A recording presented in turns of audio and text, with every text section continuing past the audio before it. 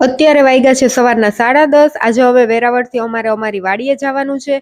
હું ને કામાક્ષી તૈયાર થઈ ગયા છે। બીજા બધા સવારે જ નીકળી ગયા હતા। અમે સૂતા હતા ને ત્યારે જ હું ને મારા પપ્પાના ફઈ બે જ છીએ।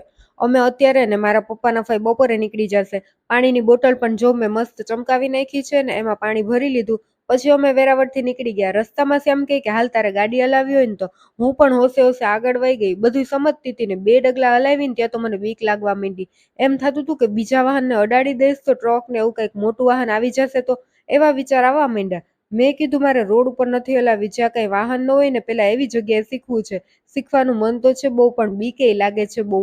પછી હું તો પાછળ આવી ગઈ ને બારીમાંથી બહારનો નજારો જોવા માંડી। નો આવડે ત્યાં સુધી થોડુંક અઘરું લાગશે, બાકી પછી આવડી જાય એટલે તો બધું ઈઝી લાગે।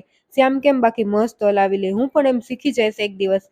પણ અત્યારે તો અમે શેરડીનો રસ પીને ઘરે પહોંચી ગયા। અહીંયા ઘઉંમાં પાણી ચાલે છે અને જમવાનું બધું મારી દેરાણીએ બનાવી નાખ્યું હતું। આવીને અમે જમવા બેસી ગયા હતા।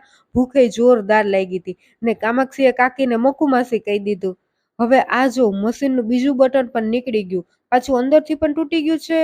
ફિટ થાય એમ જ નથી। આ બટન પાછું વોશ ને ડ્રેઇનનું છે, પાણી ભરવાનું ને કાઢવાનું। હવે આમાં તો કપડાં નહીં ધોવાય એટલે બધાય કપડાં લઈને હું ચોકડીમાં આવી ગઈ।